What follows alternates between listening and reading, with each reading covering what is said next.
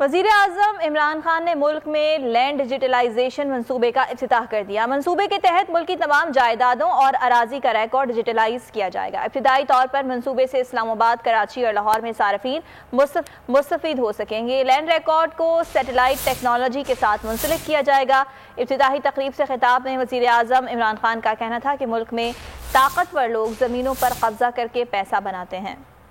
نہ کرنے سے انٹرسٹ گروپس کو اس کا بہت فائدہ ملتا ہے۔ یہاں پاکستان میں جو سب سے بڑے اس وقت قبضہ گروپ بنے ہوئے ہیں، طاقتور لوگ جنہوں نے اتنا پیسہ بنا لیا زمینوں پہ قبضے کر کے، وہ یہ نہیں چاہتے کہ اس طرح کی ایکسس۔ سب سے بڑا فائدہ یہ ہے کہ ٹرانسپیرنسی آ جائے گی، اور سب سے بڑا شفافیت کا خطرہ ان لوگوں کو ہے جو کہ شفافیت نہ ہونے کی وجہ سے پاکستان میں انہوں نے اتنا پیسہ بنایا ہے، اور یہ اتنے طاقتور لوگ بن چکے ہیں۔ طاقتور قبضہ گروپ ایک بار زمین قبضہ کر لیں تو ہمارا جو سارا سسٹم بنا ہوا ہے، ناممکن ہے لوگوں کو اپنی قبضہ چھڑوانے کا۔ دوسری چیز، اگر آپ عدالتوں میں کیسز دیکھیں تو تقریباً 50% کیسز زمین کے ہوتے ہیں، اور عموماً جو مار کھاتا ہے وہ بیچارہ کمزور آدمی ہے۔ اسلام آباد، لاہور اور کراچی، یہ 3 بڑے شہر، ان کی جو ساری کیڈسٹرل میپنگ جو ڈیجیٹائز ہو چکے گی وہ انشاءاللہ نومبر میں ہو جائے گی، اور یہ انشاءاللہ آپ دیکھیں گے کہ اس سے بالکل ایک چینج آ جائے گا۔ آن لائن پہ آپ لوگ دیکھ سکیں گے کہ اچھا جی بتائیں